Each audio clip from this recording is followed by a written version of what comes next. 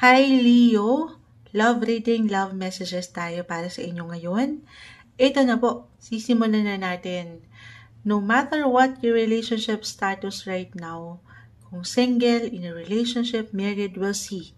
Okay, hingan natin ng messages yan at baka sakali meron din akong ma-add astrologically since sinisilip natin dito si Venus right now kasi is in retrograde base.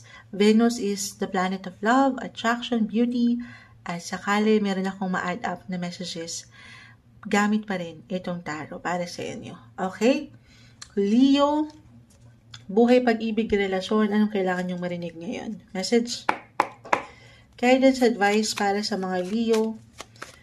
Sa taong maring makapakinig nito, message po para sa kanila. Okay, tumalon na. Okay. Ayan, excited, bumagsak ang cards. Leo, anong kailangan yung advice? Ayun o, tumatalon. Tayo po ay live na live sa ating YT. Sakali, salamat sa ilang nananatili. Time check, 1:17 AM. Pero 9 of Swords, 2 of Pentacles, the Devil, hindi kailangan laliman or katakutan, ano pa man. Meron lang po itong kalakip na mensahe. The Star, the Knight of Swords, the Ten of Cups, Reverse, and the Queen of Swords. Okay, yusin natin. Leo. Okay. May pagka-intense, may pagkamalalim akong nakikita rito. Extreme. Could be physically, mentally, emotionally, or even spiritually. Meron ba kayong ilang agam-agam ngayon, yung ilang worry, the Nine of Swords, para bang hirap kayong makatulog o hindi kayo napagtutulog dahil sa ilang isipin na ito. Especially, papasok na si Mars sa inyong sign. Mars is the planet of energy, astrologically lang naman. Okay. The Devil. Ito yung unhealthy. Kanina pa umaangat si The Devil. Para bang, ito yung ilang negative patterns, unhealthy patterns, unhealthy approach, or yung paraan nyo kung paano i-handle ang inyong relationship na hindi okay. Hindi okay, pero tao lang tayo. 'Di ba? Nagkakamali. Pero, syempre, anong magagawa natin dito kung hindi ang maiwas to? Kung anong kailangan maiwas to? Maibalance the Two of Pentacles. Parang meron akong difficulty na nakikita kung sa mas practical, parang merong nakukulangan, halimbawa sa oras, sa enerhiya, sa panahon. Reversal tayo, guys. Pwede itong mag-apply sa inyo mismo, or sa inyong kapareha, or sa inyong pamilya. Merong nakukulangan doon sa energy, sa inyo. Kasi nga, kayo mismo, marahil dito kayo nag-i-struggle. Meron kayong ilang isipin. Pagdating sa pera, pamilya, trabaho, pinagbabalanse, nag-i-struggle kayo. May ilang imbalances, nagja-juggling na kayo, ginagawa nyo na lahat, pero parang hindi pa rin sapat.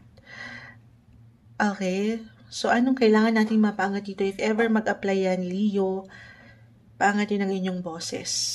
Kasi baka meron lang din, nang nasa balance, okay? Kasi baka meron lang ding nakakamiss sa inyo, or kayo itong merong namimiss na opportunity or namimiss na tao, kasi nga, meron tayong struggle, difficulty, paano natin i-handle ang mga sitwasyon na ito. Okay, so balance is the key, prioritization is also the key, kasi baka nga meron kayong nakakalimutan. At dito nabubuo yung ilang negativity or negative energy. Reversal, ay kung anong iniisip na ng mga partner nyo, na baka ganito, ganyan, nakalimot na. So, ayaw natin yun. Gamitin ang inyong mga boses. Be expressive. Okay, at i-encourage ka dito ng barahan na i-consider mo rin yung enerhiya, yung oras, o yung pera, yung investment dito, okay? Nang walang pagkasobra dito lang sa isang sektor or dito sa ilang sitwasyon. So, balance. Meron ako nakikita ang dito. Yun lang, detachment or disconnection, the Ten of Cups. So, ito naman ay may babalanse. Maiwawasto sa tamang paraan, sa tamang approach. Okay? Okay. Andito naman kasi yung pagpupush nyo panlalaban nyo. The star is here. Manifestation card, yes. Itaas nyo rin ito sa kanya, hindi lang sa mga tala. Pero pagdating sa inyong mga faith, talunin nyo ito, ang demonyo, sa inyong pagsasama. Alisin yung ilang insecurities, or pagsiselos ba ito? Kasi hindi yan makakapag-ambag nung ikabubuti sa inyong pagsasama.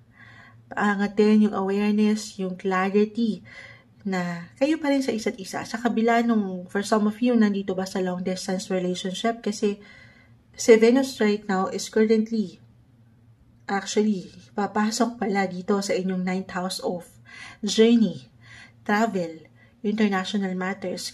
Kahit over the net lang po ito. So, merong ilang laban dyan, ilang struggle. Okay, pero may babalanse, may iwawasto, pag-uusapan ng mga sitwasyon.